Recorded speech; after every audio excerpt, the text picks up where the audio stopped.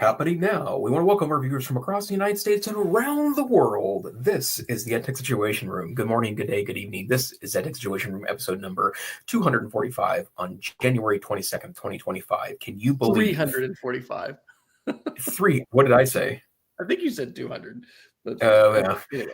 It's been a lot of episodes, folks. We're doing a lot, baby. It's big. It's January 22nd, 2025. I still can't believe that we are a quarter way through the 21st century. But hey, my name is Jason Neiffer. I am the Executive Director of Montana Digital Academy, which is Montana State Virtual School located on the beautiful University of Montana campus located in Missoula, Montana. But tonight, I'm joining you from the Neiffer Parental Zone in my hometown of Great Falls, Montana. So lovely to be here tonight in my parents' spare bedroom. Dr. Fryer, good evening, sir. Good evening, Jason. I'm representing Misinformation Day, which is actually with the University of Washington. But I am here in Charlotte, North Carolina, where we received snow yesterday, visible accumulated snow, first time in the 2.5 years we've lived here. We had a snow day today. It was lovely. Snow days are great when you're a teacher and a student.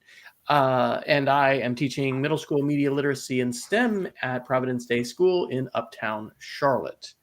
I'm trying to be as cool as Dr. Neiffer. And so I have put 3, colons between my location and my website in StreamYard. But I'm just not going to be able to do it because I don't have the topo map of Glacier National Park behind me. So there you go. Wow. Things are moving rather quickly. As we were doing the links, I was remembering the TikTok ban and unban. I was like, oh yeah, that happened a week ago. Oh no, that was this weekend. So it's wild. Yeah. It's wild time. Well, Dr. Fryer, what is this podcast all about?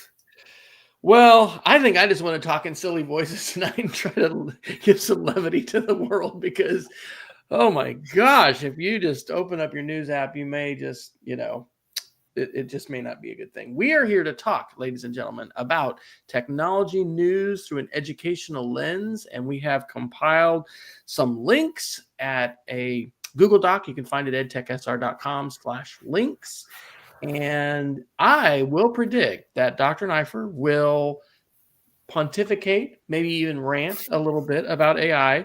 He will illumine us about his latest experiments with tools and platforms. And he may get myself and all listeners to increase their subscription list because the AI tools are just so amazing. But maybe not. What do you think we're about here tonight, Jason? Well, I it's all that for sure. Plus, there's some news going on, and I'm assuming that if you're tuning in, that you want to hear a couple of guys talk through the news. But that's what we've got tonight. So, just some examples of what we could talk about tonight. I have a feeling we might talk about AI. Who knows? Security, the TikTok ban, and unban. YouTube, and then we'll end tonight with our Geeks of the Week. And I have some truly silly things to share on all of the above. So, Dr. Fryer, you've done the bulk of our links this week. Where would you like to start tonight? Well, let's start with the TikTok ban. So, as long-term listeners of the show will know, I have wrestled for years with what is this, what is the security problem with TikTok? Is it real? Is this politics? Is this, posturing? Like what does it mean? Well, it turns out that the TikTok ban, which was signed into law by President Biden and passed rather, conclusively, I don't know what the vote was, but there was a vast majority of Congress folks in both the House and the Senate that voted for it. It temporarily went into effect. And so just to kind of begin with a bit of a humorous article, this is also just sort of clickbait in the same way that article, Jason, a few weeks ago about like AI is going to take over the school and no teachers. And it's like something that was theoretical. It wasn't even something that happened. Well, people have put, iPhones on eBay for thousands of dollars, but nobody knows if they're actually being sold or not. So anyway, this was a USA Today article today. The thing that is significant, and I didn't know until reading it, is that Apple and Google have not restored TikTok to their respective app stores, and no one really knows if and when they will. The TikTok app actually stopped working and the website stopped working sometime on Saturday. I ended up backing up all of my cooking TikTok videos, and then I just had a handful on another channel, which ended up being happy. Ugh. Maybe I just need to just listen and stop talking. It turned out to be a good thing because the tool that I ended up using required users to have a secondary account. And so anyway, this is almost a geek of the week, but I've backed up a lot of websites that are old on archives.westfryer.com. And so if you hit that link and then you click the first link, which is Cook with Wes, the tool is My Fave TT for My Fave TikToks. And it's kind of amazing. It's a Google extension and it just straight up downloads, what either entire channels that you follow. So like if you have an account, like a burner account, and you just follow one other account, which is what I did, it downloads every video. So I had 107 cooking videos, a little over a gig, and then all the data, all the metadata for those videos, I ended up uploading them to Amazon S3 and then linking it from this, web page that I created previously. But, nobody really knows what's going to happen with TikTok. So I experimented with different tools. This one, you can find it at myfavett.com. It's free. It's a Chrome extension. I was able to back all those up. So I still have TikTok on my phone. I can still access it. I actually, Dr. Neiffer, did get into TikTok because you had talked about how good the algorithm is. But I, kind of limit myself to cooking stuff. The other article that I will mention is from the Austin American Statesman, and this was from today, and it is titled, "Why Did Trump Bring TikTok Back? What to Know About the President's Ban Reversal." And it gives a good history. I would also commend to listeners the English Wikipedia article for, TikTok ban, because it has not only the backstory of the history, but also, Wikipedia, when we have breaking events, can be a pretty good source of news. And so anyway, nobody knows what is going to happen. The article from Austin American Statesman reveals that the executive order Trump signed Monday extends, it halts the enforcement of the ban for 75 days. But again, Apple and Google, who took that off the store, have not, put it back on the store. So if you have it downloaded on your phone, it works. You can go to the webpage version, and President Trump said the reason he unbanned it was he finally got to use it. And here's the quote: "And remember, TikTok is largely about kids, young kids. If China is going to get information about young kids, I don't know. To be honest with you, I think we have bigger problems than that." So there you have it. Oh, and then also it says, as of Wednesday, no one's sure whether TikTok's U.S. operations were sold, and if they were, who bought them. And so there's, conspiracy theories popping up. Some people think maybe Meta bought it. Some people think maybe Elon bought it. And that's kind of crazy. And some people think that sale of the, U.S. operations and maybe sale of TikTok is going to come through. There's people that have large investments in ByteDance, which is the company. So, Dr. Neiffer, you might be happy that you had already, I think, started a fast of TikTok. So were you entirely unaffected by this trauma, which probably threw many people into quite a tizzy over the weekend? Yeah, interesting. You should ask that. I did end up reinstalling the app about 4 or 5 days before it disappeared. And to be clear, like, I was still enjoying the app, but one of the things that I've been super conscious of lately, in part because, I'm continue my lifelong quest to understand my own brain, which, to be honest, has not gone super well in the last 50 years or so. It still surprises me every single day. But one of the things that I had borrowed from some scientific literature I was reading is the impact of cheap endorphin. So in other words, when you one of the things that TikTok very clearly has mastered is the idea of how to get you what you're looking for really quick. So from the standpoint of digital information, it's a quick hit with a big rush because it's just delivering you exactly what you're looking for. on a fairly regular basis. And so, I don't know, a month or two ago, I decided that I really needed to just save that for special occasions. And so I deleted it off my phone. But, in light of the fact that it appeared that it was poised to shut down for good in the United States, I installed it back on. And part of it was that, some of the creators that I really would like to continue to follow, I wanted to find out what are the platforms they were going on to. And predominantly that's been Instagram. But the bottom line for me is that it's true, this entire issue. I don't doubt that there is something potentially nefarious about this platform for sure, right? And there's just enough intrigue right now in the world, especially between the United States and the People's Republic of China, that I think we do want to be thoughtful and concerned if government entities from other nations, those that we happen to have significant tensions with right now, have access to a ton of personal data. But I guess the part that I find very interesting, and I wish we would have a larger conversation about, is first and foremost, think about all the United States companies that are doing nefarious things with our personal data. But secondarily, and perhaps more importantly to me, is that I just don't think that the government entities that wanted to ban TikTok made a very good case to younger folks in the United States, and I think that's a real problem. There was a couple, this was mentioned on the Hard Fork podcast last week, but they had found a social media post where someone said that they would rather send their birth certificate, social security card, and a credit card number to the president of China rather than use Instagram as an alternative to TikTok. And that's funny to start with, but more importantly, I think it's an important piece of the puzzle that we need to be thinking about. That, I think part of the serious divisions that exist in the United States right now is that I think we're using a dated way to engage with people that are younger adults and teens in the United States, and watching their reaction to this. And I follow plenty of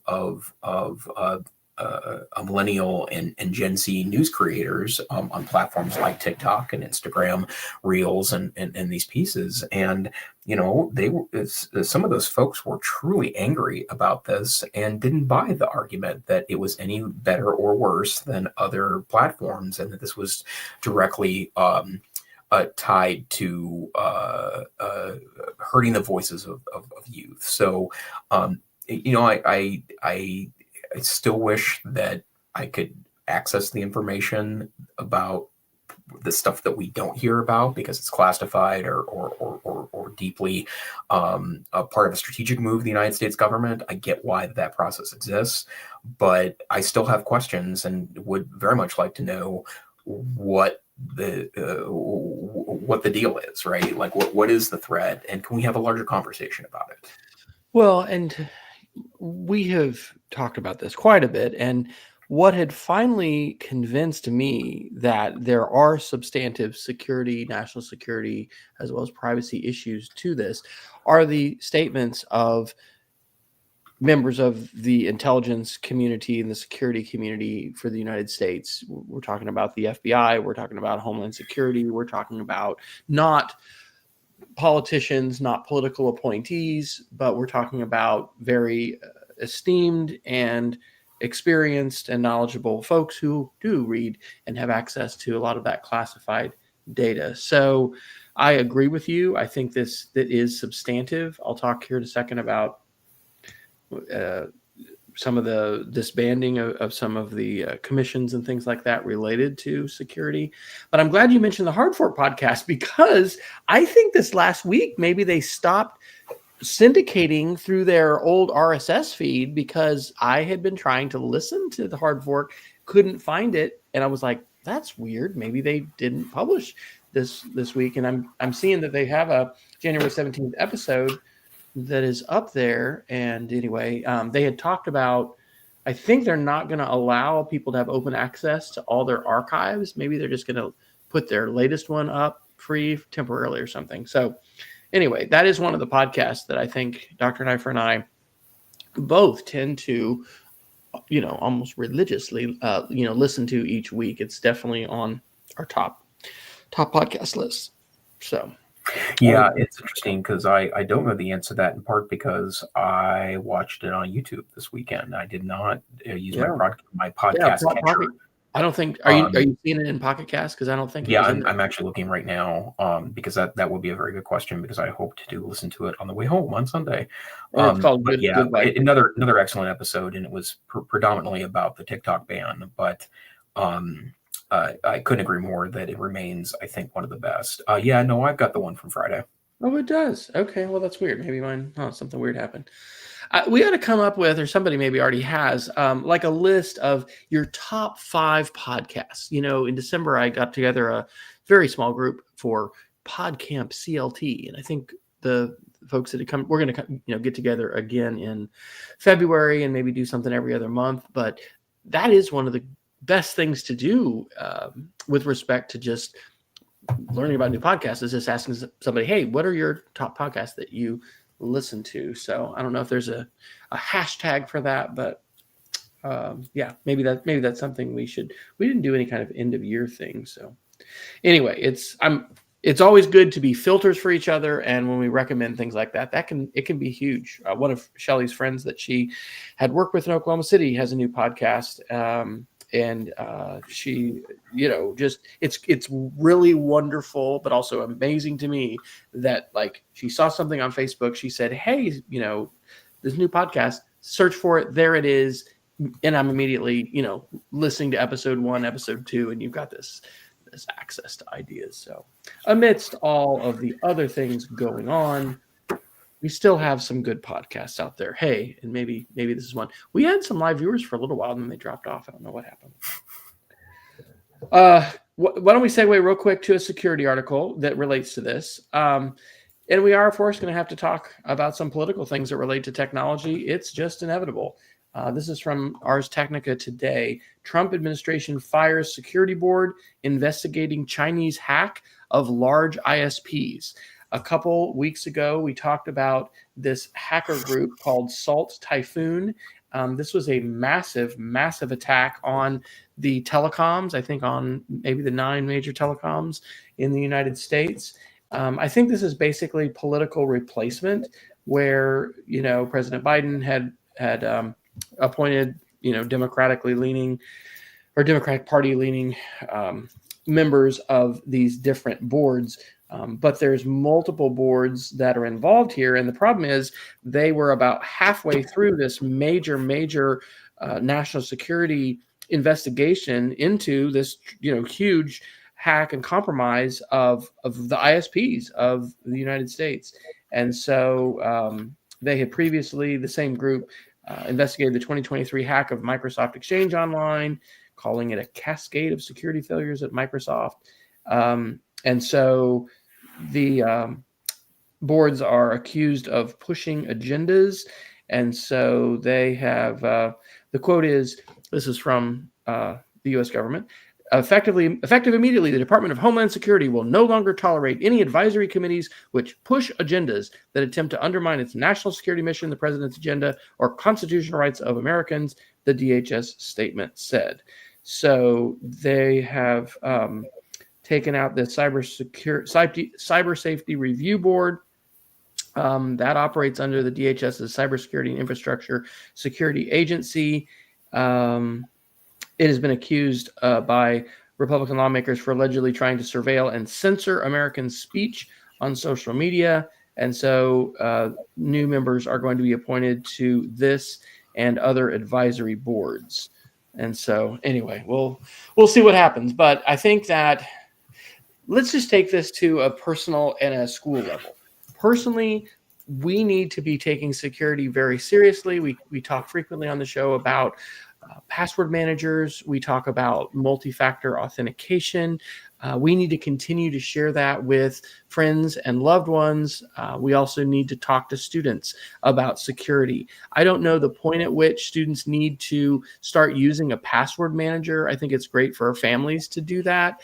I think that would be an excellent thing for every school to offer regularly as a parent university, but also a student workshop, because it is just a fact that the digital environment is replete with threat actors who are trying to do a lot of nefarious things. And so on a personal level, we need to make sure we are doing all we can to protect ourselves and our loved ones. And we also, as educators, I think, have a responsibility for safety, and that means digital safety. And so I am going to revamp the password safety and security unit that I do with my middle school students. And I would encourage everybody out there, whatever you teach, it is a good thing to address and discuss. And sometimes students can be the vector of good information coming home from school. And so this is a nice opportunity to partner perhaps with your technology department if you don't happen to be the technology director or someone, in a leadership role. And I think it's a great way to have good conversations at school about safety and security. There's a host of different issues that we can talk about with respect to, online health and screen time and all of these kinds of things. But I think that it shouldn't be at all a partisan issue to say, let's use secure passwords, let's be safe, let's try to prevent identity theft, and let's try to help our school, be safe as well, so that we can avoid ransomware attacks and the other kinds of debilitating online attacks, which threat actors are going to continue to promulgate in the months and years to come, as I use many Scrabble words today. Thank you. That was a 39-point word right there. Here's another thing I would say too, and I got to tell you, I get it, but for teachers out there, I know that there are increasingly inconvenient requirements for security in your schools, and a couple of things that I do that I think you should think about. First, don't hassle your poor IT person about this. Even the chances are none of this is coming from that individual, and he or she is just implementing what they've been told to do, either for best practices or in a lot of cases, this is how you get cyber insurance nowadays, right? Is by really cracking down. And I would love to have a conversation with anyone that wants to talk about, the balance between safety and the use of the networks and all those pieces. But that's something to keep in mind. But that said, something happened to me last week where it looked like there was a weird access to my University of Montana email account. I immediately contacted ICT security. They helped check a couple things for me, and they're like, well, we can't roll this out to everyone yet. But would you like us to add, we have a two-factor authentication system at UM that it covers increasingly more of our accounts. He says, I can get you on this. It's just one click on my end. And it's inconvenient because it means I have to have my phone with me now to access a bunch more services. But my answer was, heck yeah, like, please do this. Right. And, I do think that the market is poised to come up with even more interesting and convenient solutions.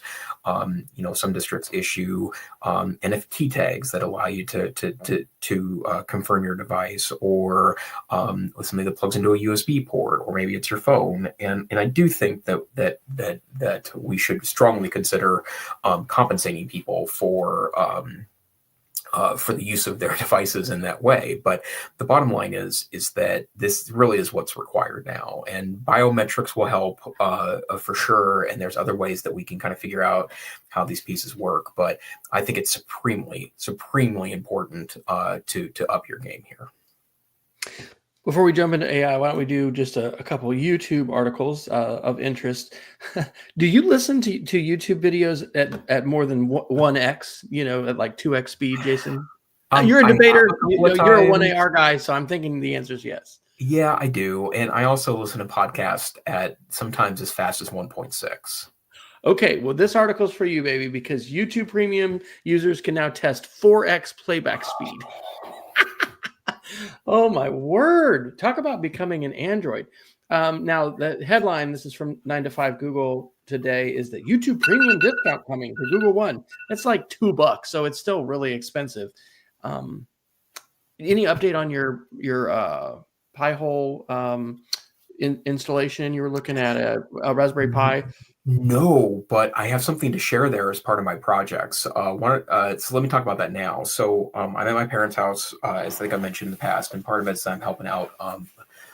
My dad is 80 years old, and has the kind of stuff going on that 80-year-olds tend to have going on, and so I've been hanging out at my house, and we've wanted to install both some cameras so we can keep an eye in the yard and stuff, so we can be away from the house if we need to be, or some sensors on doors and such. And I discovered Home Assistant OS, which is a Linux-based operating system that you can stick on a Raspberry Pi, or in my case, I bought a $25 mini PC on eBay for next to nothing, and stuck a small hard drive and some extra RAM into it. But it is basically a home assistant platform that allows you to access other services. So like this company's cameras and Amazon's personal assistants and Google Home this and Chromecast that, and basically create a internal system for managing all those in one space. And is that not an internet dependent then? Will that work when your internet's cut off, or is it required? Yes, I think it will. It just depends on what I'm trying to do with it, I think. And like, for example, some of the cameras that we set up here in the house, those cameras are, we access them not locally, we access them through the cloud, because that's what this particular camera company does, right? Are you using Wyze, WYZE, or what? I have used Wyze cameras before, yeah. Is that your primary, or no, right now my primary is the TP Link, or the TP Link brand called Tapo, Tapo. Okay. So the reason why I mention this is in this context is because, well, first, it's been a lot of fun to set up, and my mom is like, I don't spend all this time doing it. I'm like, Mom, this is the kind of stuff I do for fun. So, but more importantly, it supposedly has an ad blocking software, because they used to have Raspberry Pi, or not, I'm sorry, Pi Hole is the name of the software as part of Home Assistant OS, and now they have a different one, that different integration that is not Pi Hole. So does it work? Does it work on YouTube? Well, I don't know the answer to that yet. So I just had the right Ethernet cable last night to get the server set up. So so I'll let you know. But yeah, that's exactly what I'm thinking right now, in context of I will continue to pay for YouTube Premium, because I watch enough YouTube content that $20 is the best $20 I spend every month. But what I would also say, though, is that I would understand if you're an occasional YouTube user where that amount of money that's more than Netflix is charging. So are you a YouTube One subscriber too? Probably. I'm not a YouTube One subscriber. Or no, not Google One. Google One. I am a Google One subscriber. So so there will be a slight discount for Google One subscribers on the YouTube Premium. Yeah. Probably been, was when we were in Oklahoma. So it's like 3+ years ago.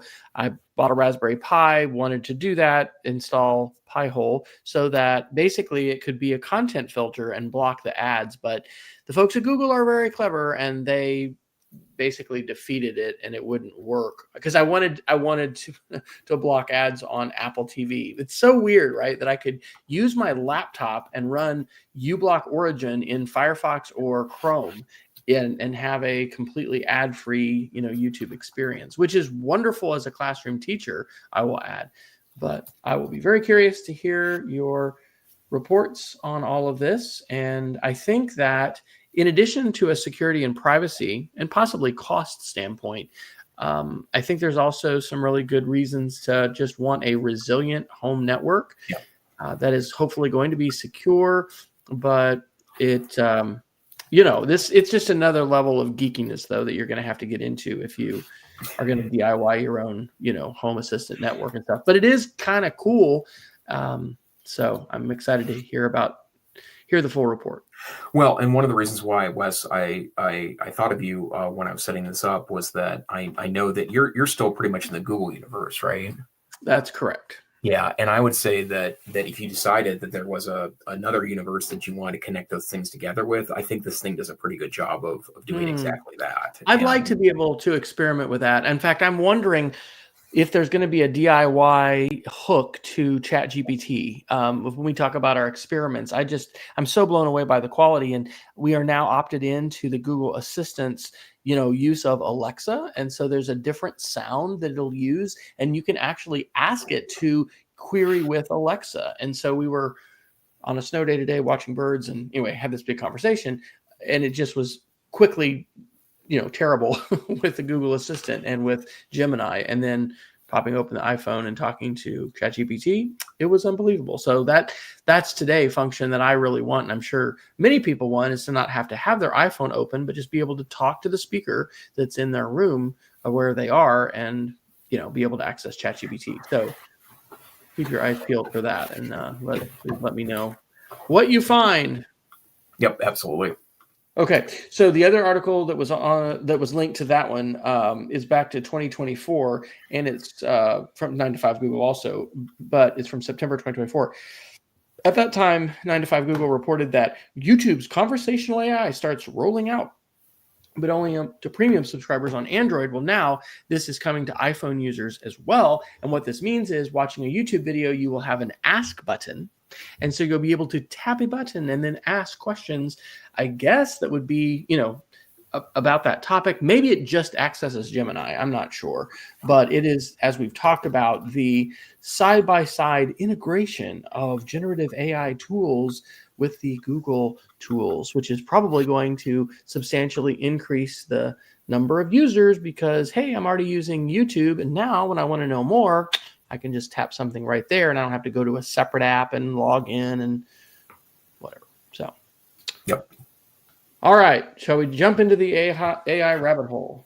Yeah, so much going on. So I don't think we picked up an article on this, but one of the things that did happen this week with the inauguration of President Trump was one of the executive orders he signed was scaling back President Biden's executive order that was seeking, kind of activity and action in AI. And I have read a couple articles about this. I in part because that the Biden executive order was relatively toothless and didn't really set up a whole lot that would be, broadly enforceable. But I will say that there seems to be, some political cynicism on both sides of the political spectrum in regards to AI.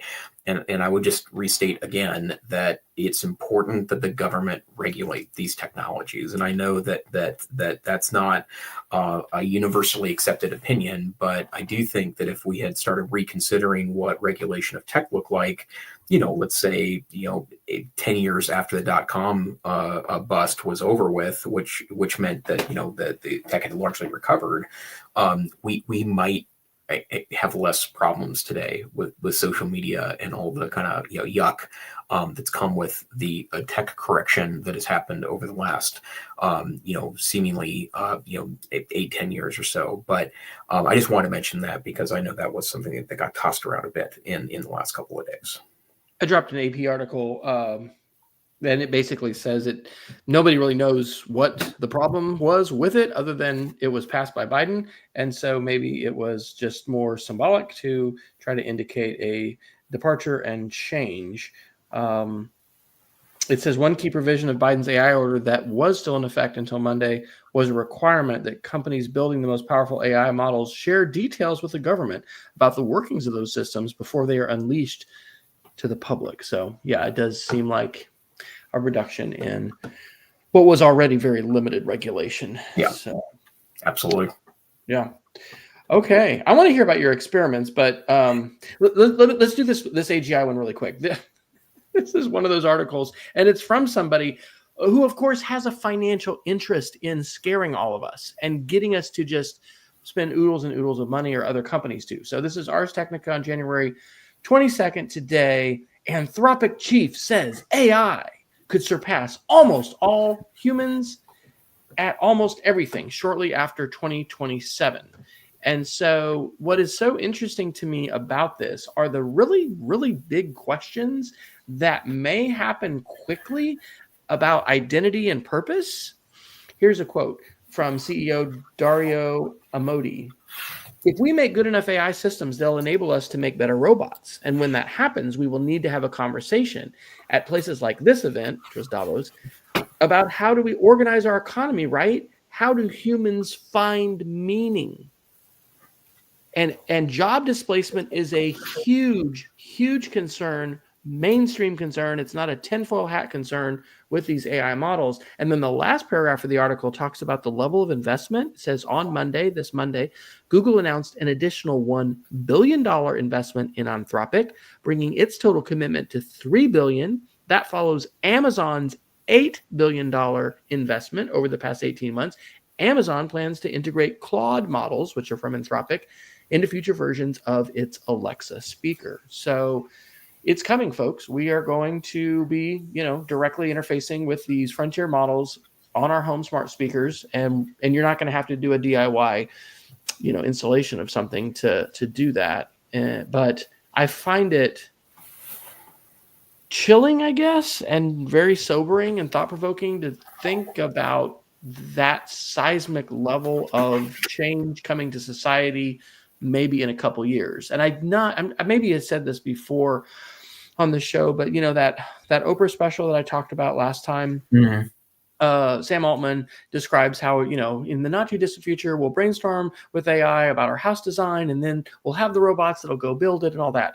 That's a ways away. What is not far away is using AI right now to write code and to create computer programs. And I continue to just be blown away by its capabilities. And so there you go. How are you handling articles like this? Because I'm sure you see a lot of them as well, and you're giving lots of talks about AI. So what's your take on that? Well, I mean, I think all things are on the table, right? Like, I don't think that we've ruled out the worst case scenarios. We certainly haven't ruled out the best case scenarios. So we need to be very thoughtful about things. And, I'll just go back to say that, I really deeply, deeply in my heart think that AI could really, really, really revolutionize the way we teach students. But to be clear, that doesn't mean that I think that, AI robots should be teachers. I don't believe that we shouldn't teach kids things anymore, like how to construct an essay or an argument, because AI can do that for them. I call that AI centrism. That's my attitude about that. But I don't think we know enough information yet to rule in this is a possibility or rule it out. So we have to be very careful in the interim. And this is the reason why that I if I were in a direct position in a face-to-face K-12 school district to make a decision like this, I would go in enough to start empowering people to experiment, but I wouldn't be passing firm, razor sharp in or out rules right now, because we just don't know enough. And and at some point we will need to start making decisions, because we'll never know enough, right? Until perhaps something good, super good or super bad happens. But I think that cautious optimism is really the only way to approach this stuff, right? Because in some of the ways, like, what's the alternative? Should we be wringing our hands right now and saying there will be no jobs left in 10 years when you're out in the workforce? I don't think that's true. I'm not sure if I'm an expert in that particular space enough to definitively rule it out. I don't think that's true, however, but I'm not sure what the next 10 years looks like. I was a lot more sure 5 years ago, to be honest. Yeah. Okay. Where should we go now? On that note. That note of uncertainty, get out your stock portfolio, folks. Yeah, here. Well, let me talk about some AI experiments, because I see that somehow we're down to the last 20 minutes of the podcast. So first, let me talk about something that I've mentioned a couple of times, but I've actually played around with the tool, and it's pretty amazing. So, as many of you know, that you can clone someone's voice really easily, and I think I shared with the podcast the experiment I played with last month, which was Play AI, which has a really great interface, and you can record 1 minute of speech, of your speech.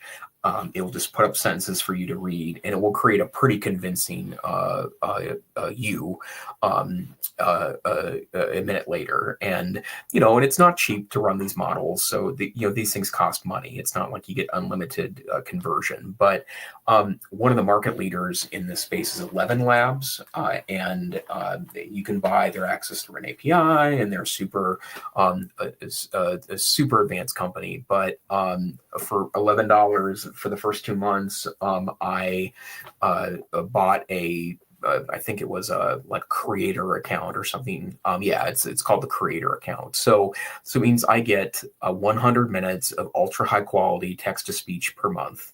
But the reason why I went with that version is that it allows you to clone up to 2 voices. And last night I spent about 20 minutes.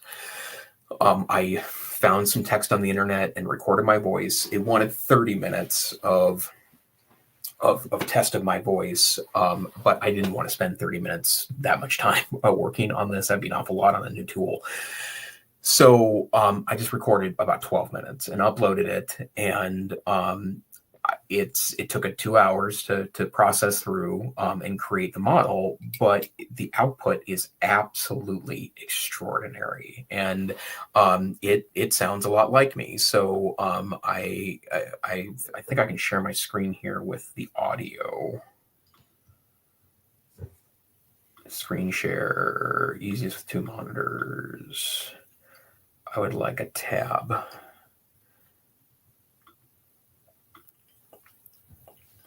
So this is my screen here, and this is just in Chrome. I have noticed that the interface sometimes get a little stuck in Chrome, but you can do text to speech. In this case, I made a giant list of meat. This is an homage to you, Dr. Fryer. And then I have the JSON 1 model here. That's look how you can adjust your characteristics as well. Yeah. Yeah, it's super interesting. And so stability is, if you increase the stability, it will make it more consistent, but it will sound monotone, right? Which I was going to say more robot-like then. Exactly, sort of. Right. If you think about that, that makes perfect sense, right? Similarity is, if you do high similarity, it'll be more clear, but it's at the risk of creating artifacts.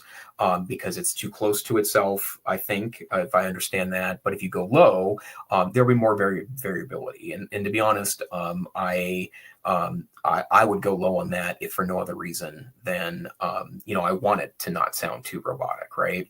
And then style exaggeration, kind of just amps you up, right? Like, so you, right?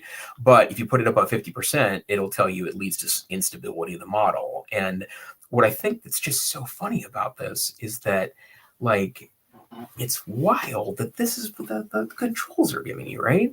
But I have this list of meat here, and I think that you can hear, because I shared a tab, but I'll click generate speech here.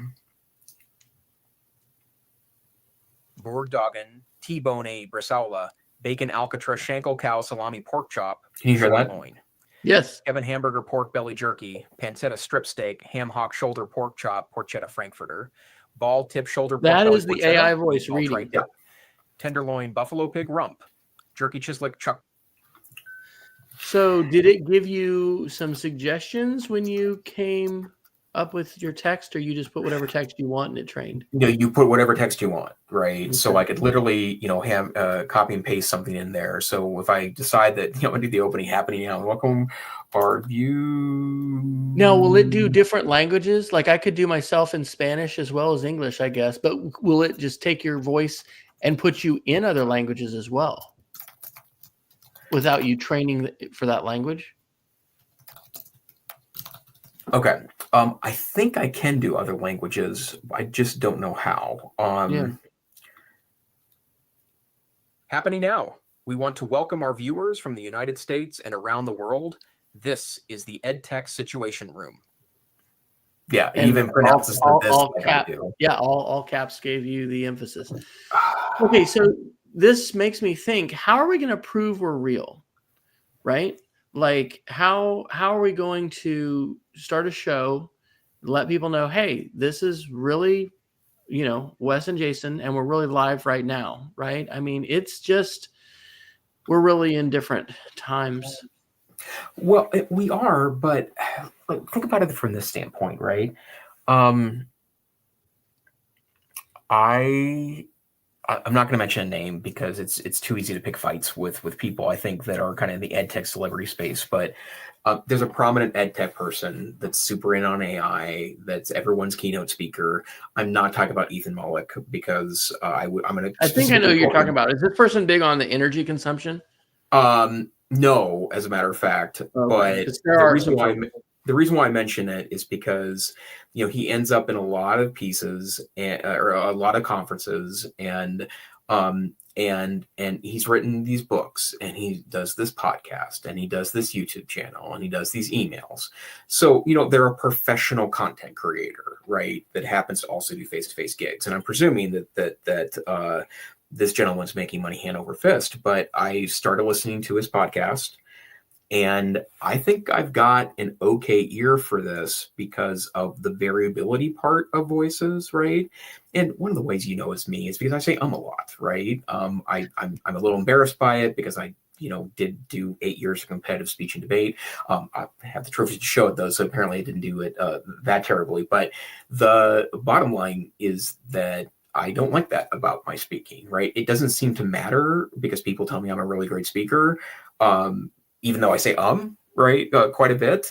Now The imperfections, yeah. yeah, But Google LM will put those in there, right? it will, yeah. And that's Yeah. the other ridiculous thing that it says it's my geek of the week this week. But yeah, I mean, and I think one of the reasons why, I mean, they need to get different voices and make them variable, because now I'm starting to hear their silly voices on new podcasts because they're just recording a notebook LM, and I've seen some.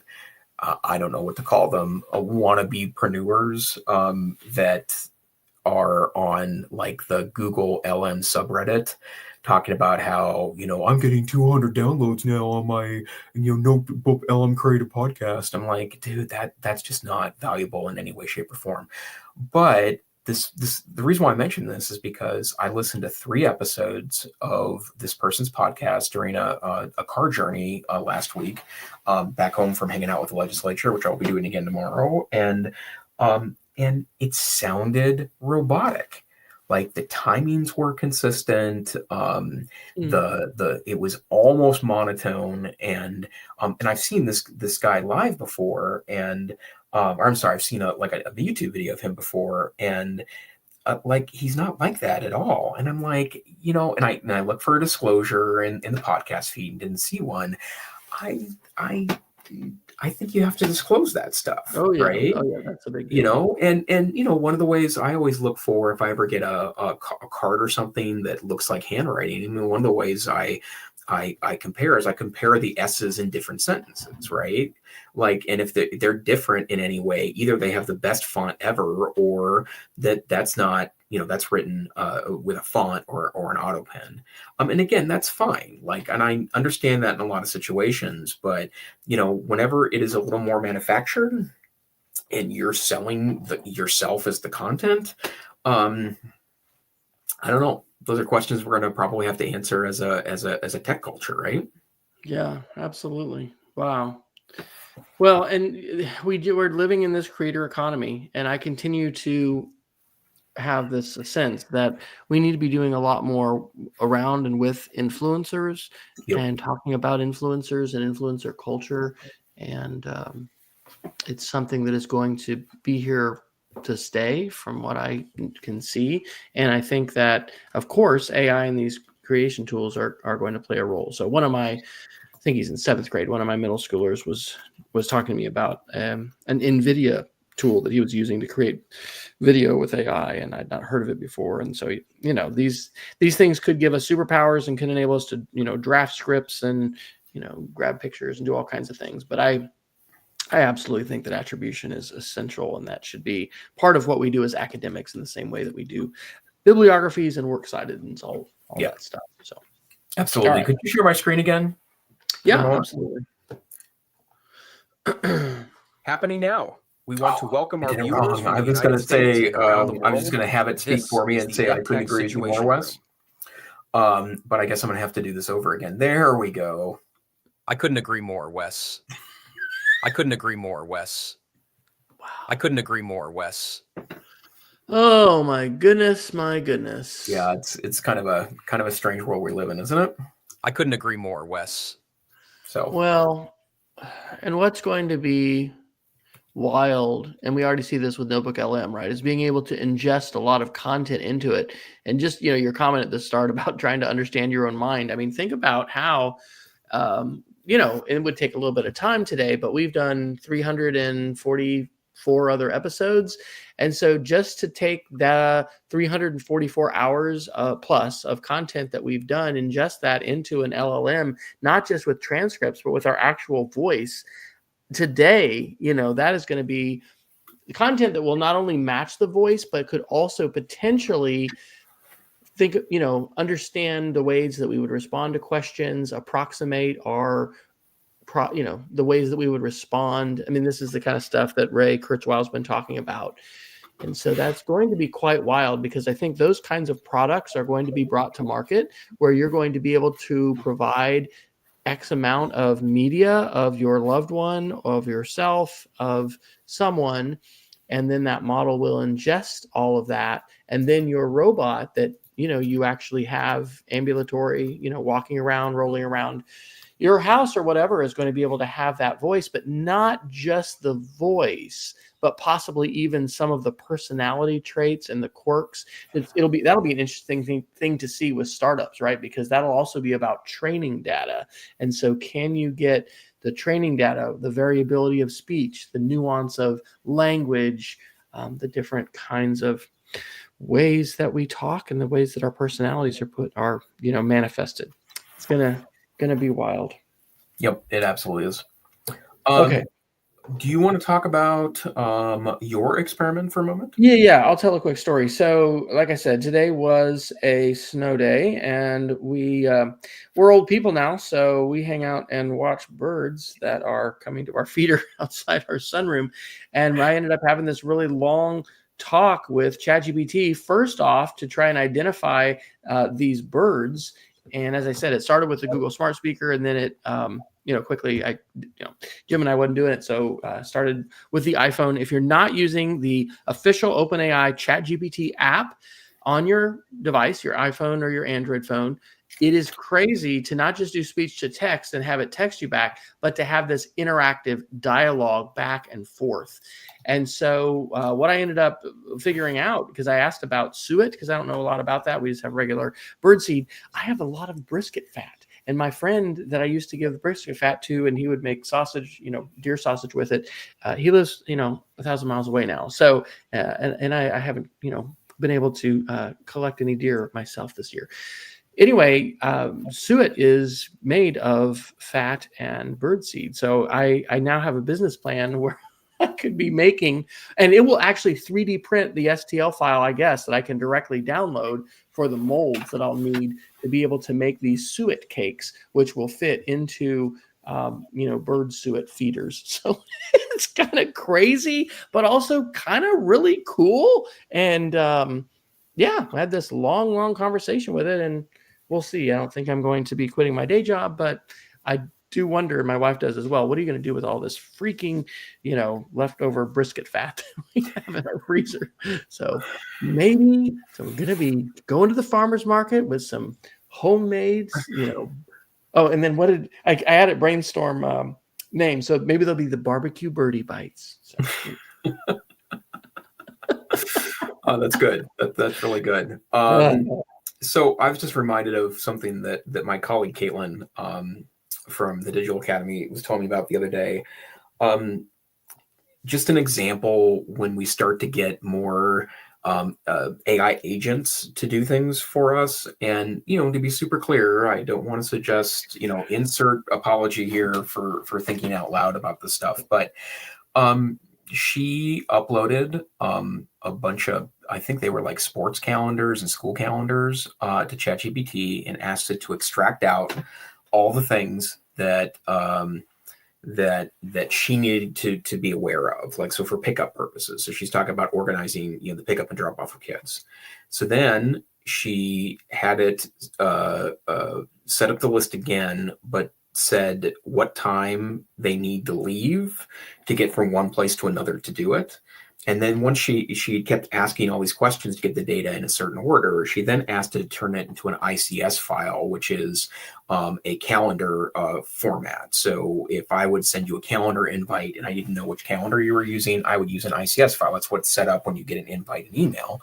And then she just uploaded to her Google Calendar, which meant that it was from PDF to Google Calendar without having to enter in 29 appointments for yourself, right? And that processing of data, it may seem like a little thing, but it's really going to take computers from still very much relying on the end user to have quite a bit of savvy and time and desire to do those things, to really allow you to processing the day-to-day information on a very fast basis. Now, will some people prefer to enter them themselves? Great, sure, of course that's the case. But that's the kind of stuff I'm really looking forward to in this space.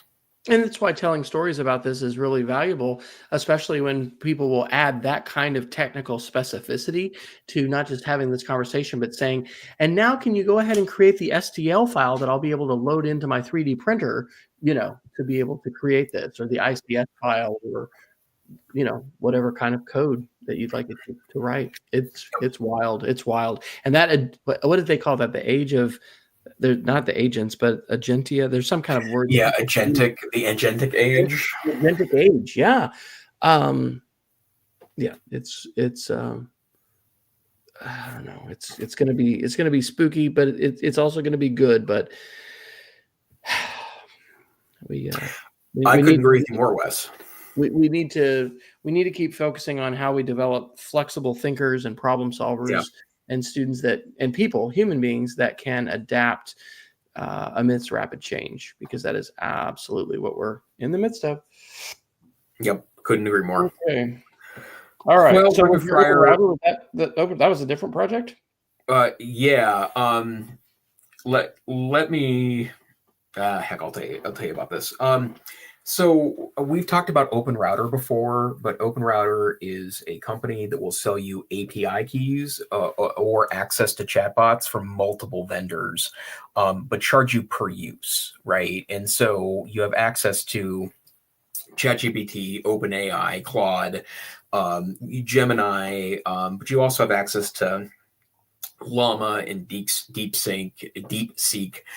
All the open source AI models, also some of the low cost models like the Amazon Pro model and Amazon Nova model are all examples of models you can get from there. But once you have that AI key, you can do a lot of really cool things with it. And one of the software plugins to Chrome that allows you to use one of those keys is called Glarity, Glarity. And it is a really interesting a platform. It's open source, so it's vetted by the open source community. You can even go and read all the tickets and all the discussion about this, about the open source part of this app. But they have a packaged version that works in Firefox and also in Chrome. And all you need to do is put in your OpenRouter key instead of a ChatGPT key. If you have one of those, it works for that too. And then it adds a ton of functionality to your browser, including summarizing your page. You can ask questions of an article. There's all sorts of things you can do now with that article. And you can also just chat with the bot back and forth too. So it adds like a little chat interface. So either about the pages that you're reading or just in general. And then secondarily, it also does YouTube video analysis on the YouTube page. So we'll create a little summary of the video for you on the right-hand side. And you can also ask questions of that.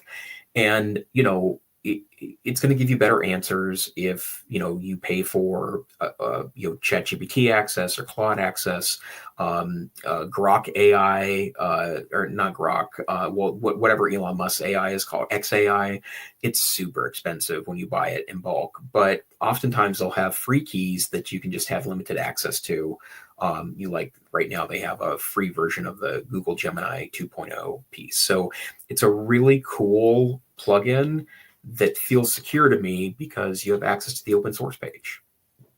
Wow. Wow.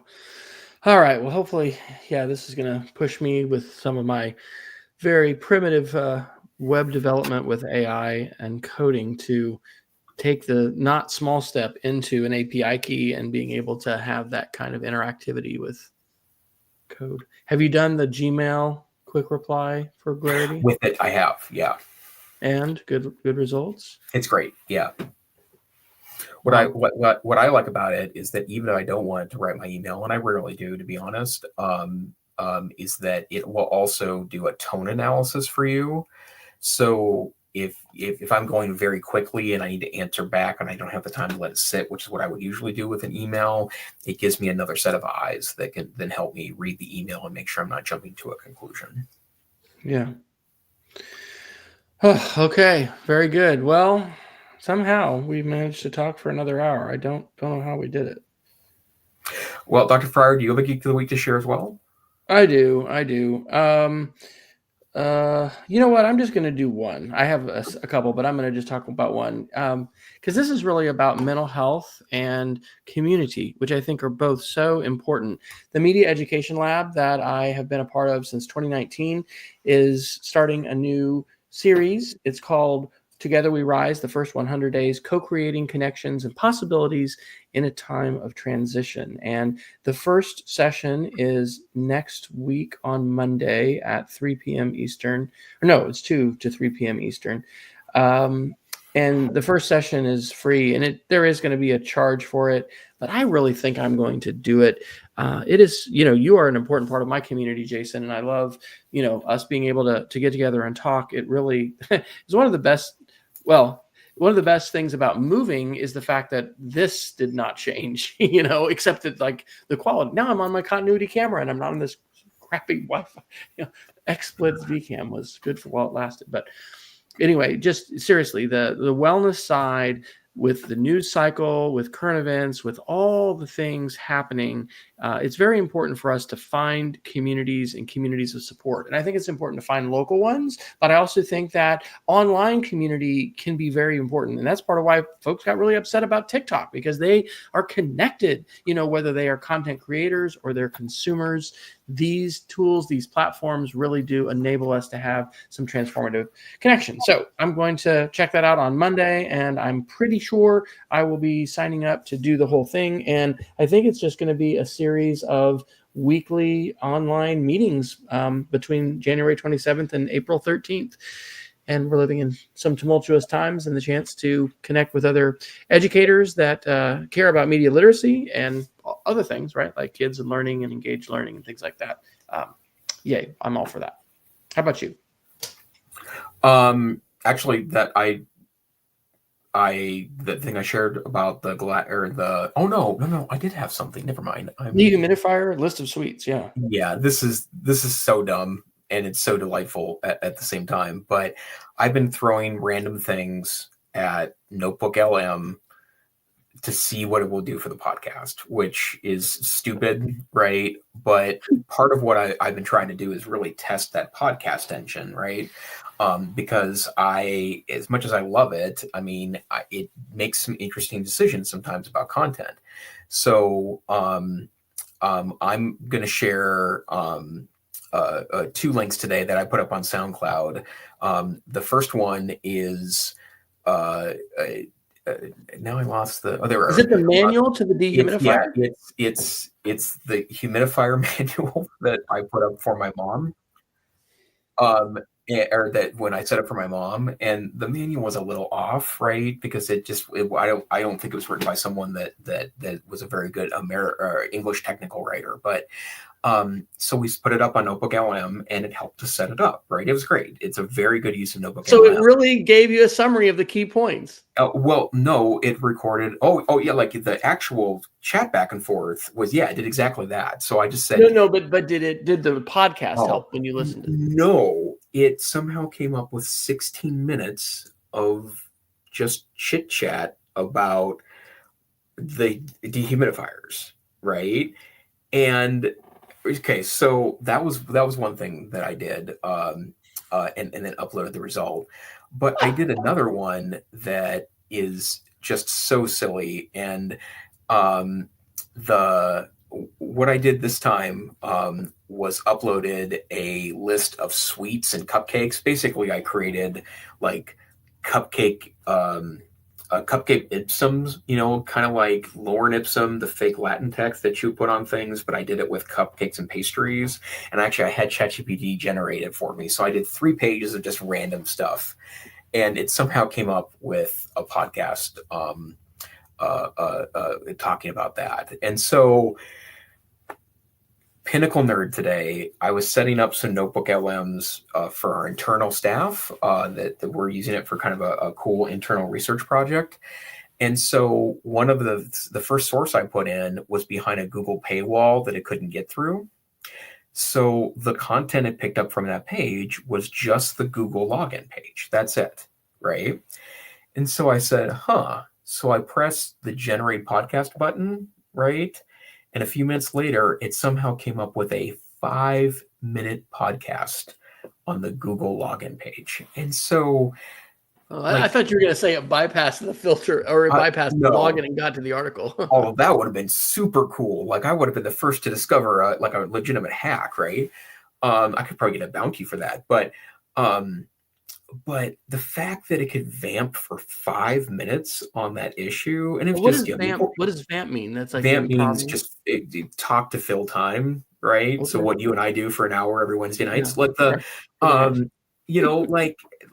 just think about that for a second, right? And that's where I don't think a lot of AI generated stuff, like even if it gets better, the human in the loop really does make a difference. I'm not going to make you listen to 5 minutes of blah, blah, blah, blah, blah, claiming it's information, right? Because it's clearly just making up stuff about that. But I didn't even get into, what happens when you press the join the podcast interface and start arguing with them, which you can, by the way, and it's ridiculous and hilarious. But yeah, wild. It's wild. Absolutely. All right. Well, thanks everyone. If you have listened this long, I'm at wesfryer.com, and you have a great aicentrist.com. What products were you allegedly selling or services previously? So I don't know. We'll have to the Internet Archive to go back and see those. Perhaps it was a really, really, really nice template that I kept up for 1.5 years. So you can tell I was really into it. But yeah, aicentrist.com. You can find out more about me or contact me if you need to. How did you make this page? Canva. Really? Yeah. Oh, nice. Yeah, okay. It's the only thing I don't know about the Canva interface when you use it for websites is that I did add alt text to the images, right? Trying to be mindful of all the folks that might want to go to my website, but I don't. There is a lot of complexity around what screen readers do, right? Yeah, and most web pages have like guidance on what to read first, second, and third. Yeah. And I just couldn't figure out any way to give that guidance to the Canva website. So I think I put a note on there saying that if you run into an accessibility issue, like I'd really like to know about that, because I think Canva could be very useful in a lot of different contexts for quick web content. 3 of your links at the top, home, about, and contact, are linked, but I think you may need to add the anchor links to services, work, and contact. But that's super cool, because I love this, because that is how a lot of pages now work, is you don't go to a separate page, you simply go down to that section. Cool. Okay, well, as a web design teacher, I need to get my kids going there. So we're using Canva for graphic design, but we need to use that for web pages. Yeah, awesome. That's super great. Okay, well, hey, this is EdTech Situation Room, Wednesday nights, 7 p.m. Mountain, 9 p.m. Eastern Time, sometime in the middle of night UTC. Join us live, but if you can't, wherever fine your podcast are aggregated. So stay safe, stay savvy. We'll see you next time on the EdTech Situation Room. Good night. Adios.